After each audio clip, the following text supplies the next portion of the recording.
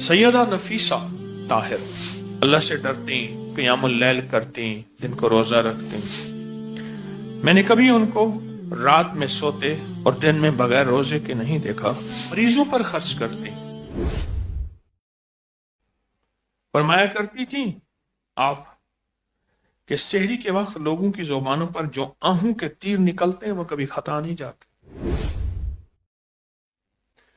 سیدہ نفیسہ جب مصر کے لیے سفر میں روانہ ہوئی تو راستے میں حضرت ابراہیم علیہ السلام کا مزار فلسطین، وہاں حاضری دی، سورت ابراہیم کی تلاوت کرتی رہی۔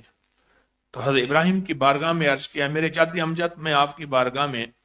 آج جسم اور روح کے ساتھ حاضر ہوئی ہوں، جبکہ اس سے پہلے فقط میری روح آپ کی بارگاہ میں حاضر ہوتی تھی، یعنی میں آپ کو ہدیہ بھیجتی تھی، تو روح ہدیہ لے کے جاتی ہے، یہ یاد رکھیے گا۔ اور مجھے حالت بیداری میں اپنی زیارت کرائیں۔ چند دنوں میں حضرت ابراہیم تشریف لے آئے اور اے بیٹی نفیسہ، تم میں بشارت دیتا ہوں، آپ نے فرمایا ابراہیم علیہ السلام نے، تم نیک خواتین میں تمہارا شمار ہے اللہ کی بارگاہ میں، اور میں وصیت کرتا ہوں کہ سورت مزمل کثرت سے پڑھا کرو، اور تمہیں عالم برزخ میں بھی اور قیامت کے دن بھی نہیں بھولوں گا۔ ایک مرتبہ دوسرے شہروں سے کچھ خواتین سیدہ کی بارگاہ میں آئیں اور آتے شکریہ ادا کیا کہ آپ ہمارے گھر تشریف لائی تھیں۔ ایک خاتون نے کہا، آپ نے جو کام میرے ذمہ لگایا تو میں نے کر دیا۔ سیدہ نفیسہ نے اس بات کو سراہا، چند ہدایات دی، انہیں رخصت کر دیا۔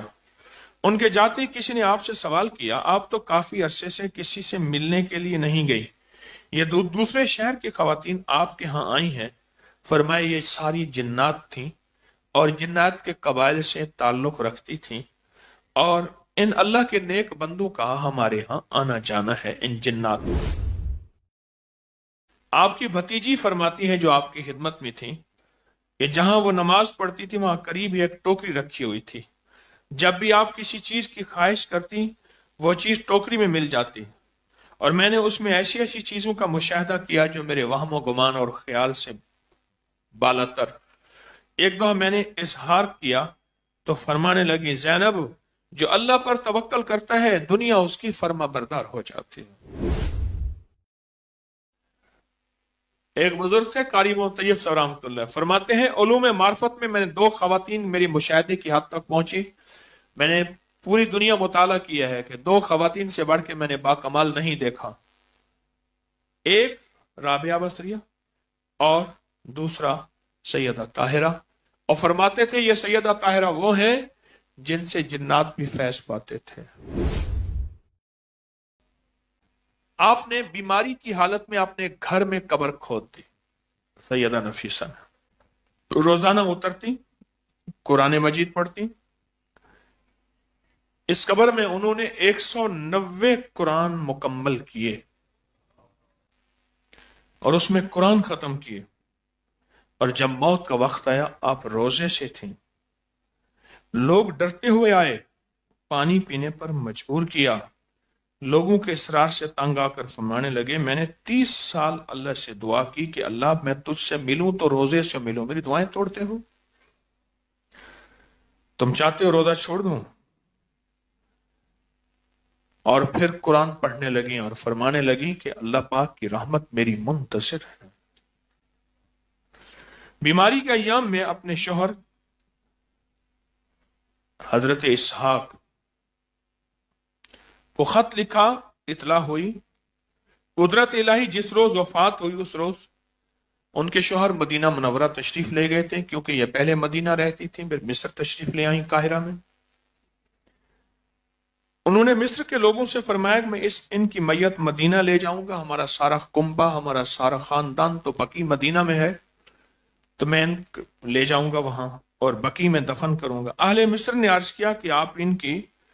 میت کو مدینہ منورہ لے جانے کی بجائے یہیں دفن کریں، مگر سید اسحاق بات نہیں مانی اور مدینہ منورہ لے جانے پر اصرار کیا، اور انہوں نے اکٹھے ہو کر بہت سارا مال جمع کیا، اور جن اونٹوں پر وہ مدینہ سے آئے تھے ان کی خرچیاں مال دولت سے بھر دیں۔ یا کسی طرح مان جائیں کہ یہاں سے ان کو لا لے جائیں۔ پہنچے، معلوم ہوا کہ راتوں رات ان کا ارادہ بدل گیا، لیکن مال کی وجہ سے نہیں۔ فرمانے لگے مجھے تمہارے مال کی حاجت نہیں۔ بڑے باپ کے بیٹے تھے، امام جعفر صادق کے بیٹے، امام موسیٰ کاظم کے بھائی، بڑی ہستی۔ اور رات کو میرے خواب میں میرے آقا حضور تشریف لائے، سرور کونین صلی اللہ تعالی علیہ وسلم فرما رہے تھے کہ اہل مصر کا مال انہیں واپس کر دو اور نفیسہ کو مصر میں ہی دفن کر دو، اور ان کی برکت سے اہل مصر پر رحمت نازل ہوتی رہیں گی، اور پھر ان کو ان کی وہی کھودی ہوئی قبر تھی اسی میں دفن کر دیا۔ ان لوگوں کے بارے میں فرمایا ہے کہ بلیا اسی مرنا نہیں، گور پیا کوئی